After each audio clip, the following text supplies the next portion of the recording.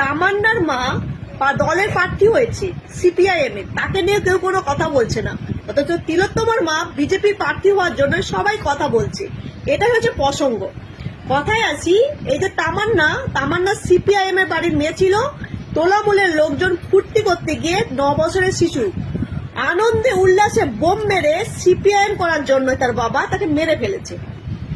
এবং তামান্নার মা সিপিআইএম এর দলেই দাঁড়িয়েছে এবং সে বিচার চেয়েছিল, থানায় পাশে বসে রাস্তার সামনে থানার সামনে বসে কান্নাকাটি করেছিল, সে বিচার পায়নি।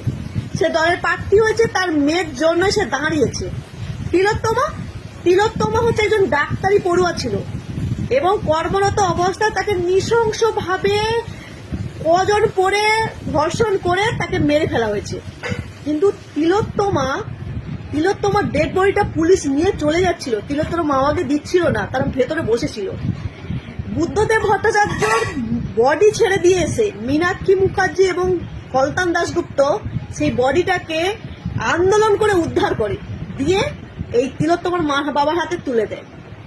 এই যে তিলোত্তমার মা বাবা রাজনীতি করছে তাতে কারোর কোনো অসুবিধা নেই, কিন্তু কথাটা হচ্ছে এখানে যারা আজকে তার মেয়ের ডেড বডিটা তুলে দিল তাদের বিরুদ্ধে আক্রমণ করছে। এটা তো মানা যায় না, এটা তো ধর্মেও সইবে না। আমি যে সিপিআইএম করছি বলে সিপিআইএম এর পক্ষে বলছি তা নয়, আমি কোনো দলের হয়ে কথা বলছি না, আমার গায়ে লাগছে। পুরো ভাবুন দেখি, কলকাতা বিভিন্ন জেলা থেকে শুরু করে ওয়েস্ট বেঙ্গল দেশ বিদেশ চারদিকে ছড়িয়ে পড়েছিল সেই আন্দোলন। যেই আন্দোলন হতোই না যদি সময় মতো মীনাক্ষী মুখার্জি না পৌঁছাতো, কলতান দাশগুপ্ত না পৌঁছাতো। শুধু তাই না, কলতান দাশগুপ্তকে পুলিশ জেলে নিয়ে চলে গেল, জেল খেটেছে। তখন কলতান দাশগুপ্তের কিন্তু তার ছেলে হচ্ছিল, তার বাচ্চা হচ্ছিল, সে কিন্তু জেলের মধ্যে ছিল, বুঝতে পারলেন? এই যে স্যাক্রিফাইসটা তার দাম দিল না। বিজেপি দলের যোগ দিয়ে আগে এই মীনাক্ষী মুখার্জি কলতান দাশগুপ্ত এদেরকে বলছে এরা রাজনৈতিকের কারণে তার মেয়েকে নিয়ে রাজনীতি করেছে।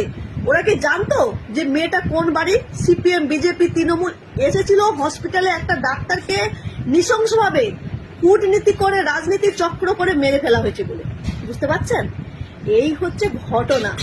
কেন তামান্নার মাকে নিয়ে কথা হচ্ছে না, কেন তিলোত্তমার মাকে নিয়ে কথা হচ্ছে? আপনি নেমেছেন তোলামূলের বিরুদ্ধে। তোলামূলকে আক্রমণ না করে যারা আপনার উপকার করলো, যাদের জন্য আপনার মেয়ের এত আন্দোলন হলো, বিচার আপনি পাননি কেন সেটা আপনিও জানেন। ইডি কেন ঠিকঠাক তথ্য দেয়নি এটা বলুন দেখি, বলতে পারবেন? হ্যাঁ, ইডি কেন চেপে গেল এই ব্যাপারটা, এই বিচারের ব্যবস্থাটাতে বলতে পারবেন? সমস্ত জিনিস লোপাট হয়ে গেল, ইডি কেন কিছু করতে পারলো না? কিছুই বলার নেই। সেই জায়গা থেকে মানুষের গায়ে লাগছে, গায়ে চামড়ায় লাগছে। এটা করবেন না। যারা নিঃস্বার্থভাবে আন্দোলন করেছে তাদের অপমান করবেন না। আপনার মেয়ে চলে গেছে, আপনার মেয়েকে কেউ ফেরাতে পারবে না। এই জায়গাতে সবাই কিন্তু এখনো কষ্ট পায়, আপনাকে দেখে মানুষের কষ্টই হয়, কিন্তু আপনি যে কাজটা করছেন সেটা কিন্তু ভালো লাগছে না। তোমরা বেশি বেশি করে শেয়ার করবেন, সবার কাছে পৌঁছে দেবেন আমার কথা যদি যুক্তিযুক্ত মনে হয়।